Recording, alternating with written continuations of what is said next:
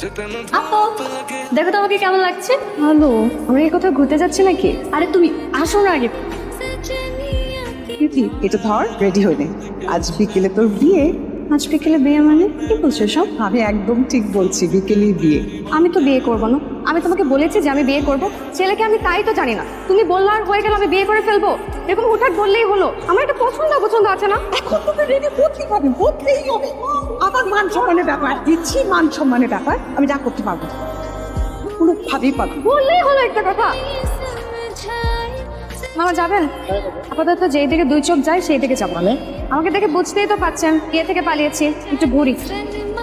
জানো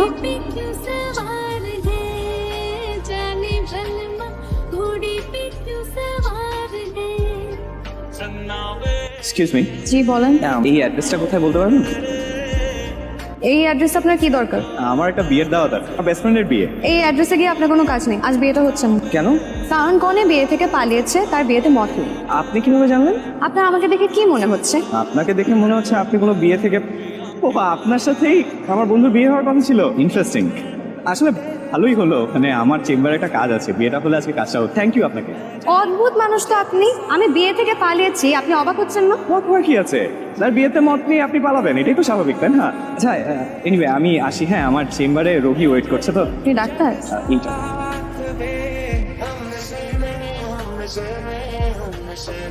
মা, খিদে লেগেছে, কিছু খেতে দাও তো। সারাদিন কিছু খাইনি। দিচ্ছি খাবো। থ্যাংক ইউ মা। তিথি কিসের থ্যাংক ইউ? বাসা থেকে পালিয়ে গেলি, আমাকে ভুলে যেতি। সবার সামনে কিরকম ছোট হই। তুমি কি পাগল মা? জানিয়ে গেলে সেটাকে কি পালানো বলা হয়? তাও তোর যে ছেলেটাকে পছন্দ না, এটা আমাকে আগে বললেই হতো। আমি তো ছেলেকে দেখিনি, পছন্দ হবে। আর এভাবে না দেখে শুনে কাউকে বিয়ে করা যায় না। তোকে কালকে ছবি দিয়ে গেলাম না, তুই বললি টেবিলে রেখে যা, পরে দেখিস নি।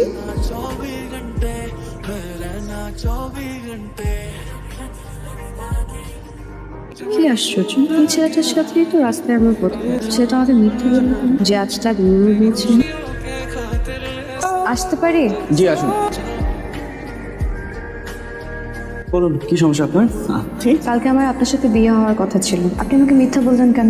আপনার সাথে কথা বলতে ইচ্ছে হচ্ছিল, তাই একটা অজুহাত বানিয়ে নিলাম আর কি। আর আমি যে বিয়ে থেকে পালিয়েছি, আপনার আমার উপর রাগ হয়নি? আর কেন হবে?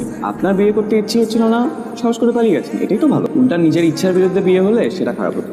আসলে আমার মা একটু অন্যরকম। আমাকে কিছু জানায়, আমাদের জানেন, কিন্তু আমার বিয়েটা ঠিক করে ফেলেছে। এখন আমি তো আপনাকে কখনো দেখিনি, কথা হয়নি, জানো না।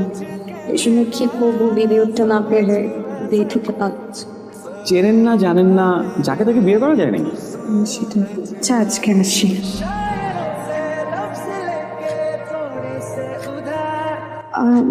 আপনি আমার অফিসে? আপনি আমার চেম্বারে যেতে পারবেন, আমি আপনার অফিসে আসতে পারবো না? না মানে, আচ্ছা কেন আসছেন বলুন। এখানেই বলবো। সবচেয়ে ভালো হয় যদি একটা রেস্টুরেন্টে বসে কথা বলি। অফিস থেকে আধা ঘন্টা ছুটি নিতে পারবেন? হ্যাঁ পারবো।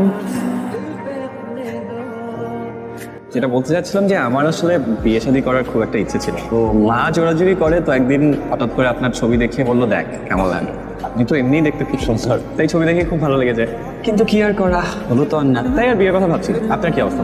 মানে করবেন না? অবশ্যই করবো, মেয়ে হয়ে জন্মেছি, মা হতে হবে না?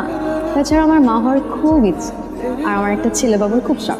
ছেলের শখ? কেন, মেয়ের মা হলে ক্ষতি কি? কোনো সমস্যা নেই, কিন্তু আমার কি মনে হয় জানেন, আমি আমার মাকে যে পরিমাণ জ্বালিয়েছি, আমার যদি একটা মেয়ে হয় আমাকেও সে পরিমাণ জ্বালাবে। আর একটা কথা আছে না, প্রত্যেক ক্রিয়ারই বিপরীত প্রতিক্রিয়া আছে। এর জন্য ছেলে হবে, কোনো ঝামেলা নেই। তো কিরকম ছেলে পছন্দ আপনার? ভালো অনেস্ট হলেই হয়, আমার যেরকম মন মানসিকতা ওরকম হলেই হয়। তো আমাকে ছেলে হিসাবে কেমন লাগলো? ভালো না খারাপও না, মাঝামাঝি। আসলে আমি আপনার সাথে তেমন একটা মিশি নাই তো বলতে পারবো না। আচ্ছা আমার না দেরি হয়ে যাচ্ছে, ভালো থাকবেন, আসি।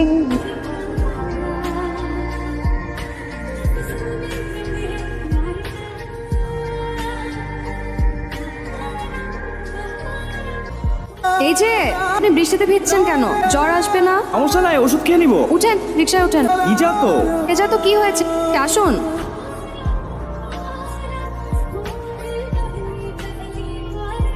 আপনিও একটা ওষুধ খেয়ে নিন, প্রেসক্রিপশন লিখে দিব। ওকে ডাক্তার সাহেব।